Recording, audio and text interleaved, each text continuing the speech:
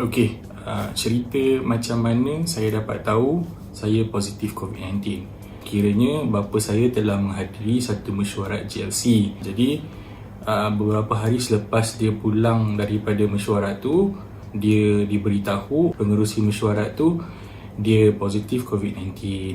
Dia segera meminta semua ahli mesyuarat yang hadir pada hari itu dan juga semua yang terlibat telah in contact dengan dia di pejabat untuk segera pergi melakukan saringan di Sungai Buloh. Kedua ibu bapa saya pada 2 hari bulan Mac pergi ke Sungai Buloh untuk lakukan ujian saringan. Keputusan keluar 3 hari bulan Mac dan mereka disahkan positif pada malam yang sama, terus diambil ke hospital Seremban kerana kami tinggal di Pajam Nilai. So bila mereka positif, saya dan adik kuarantin di rumah. Hanya pada 4 hari bulan kami pergi ke klinik kesihatan Nilai untuk drive thru buat ambil sampel untuk saringan. Kami duduk dalam kereta, saya mendapat keputusan COVID-19 saya positif. Jadi bila saya dah disahkan positif, saya pun diambil oleh ambulans pada 9 hari bulan untuk ke Hospital Tuanku Jaafar Seremban, dan saya ditempatkan di dalam wad isolasi berseorangan. Simptom yang saya mula alami iaitu saya mula demam. Suhu saya meningkat naik. Pada ketika itu saya memang sakit teruk sangat.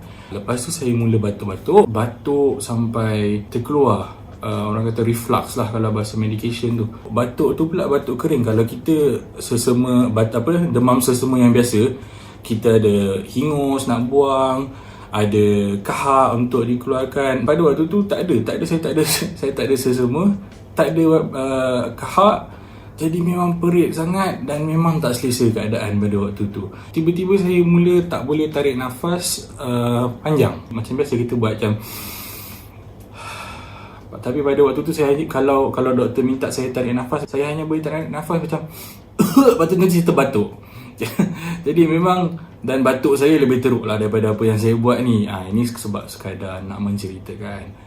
Benda pertama yang doktor lakukan bila saya masuk hospital tu adalah ambil x-ray, dan bila dapat keputusan x-ray tu memang doktor mengesahkan yang paru-paru saya telah dijangkiti, perlu mula makan ubat dengan segera lah. Doktor cakap mereka akan start saya dengan antiviral punya medicine. Set ubat yang diberikan kepada saya adalah ubat yang sama digunakan untuk merawat pesakit SARS. 5 hari pertama tu saya memang sangat lemah. Saya mengalami sakit kepala, cirit-berit.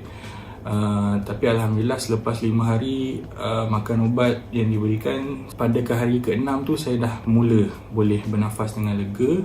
Saya dipindahkan ke Hospital Rembau pada 15 hari bulan kalau tak silap. Saya mendapat rawatan sama, still makan ubat dan daily check up.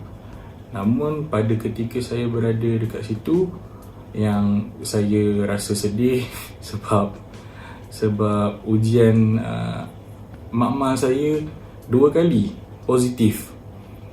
Sedangkan seketika saya berada di Hospital Tunku Jaafar tu, saya dah memperoleh 1 negatif. Saya ingatkan saya dah boleh balik awal dah. Bila kita dapat 1 ujian positif, ujian selanjutnya adalah 72 jam selepas itu, iaitu bersamaan dengan 3 hari.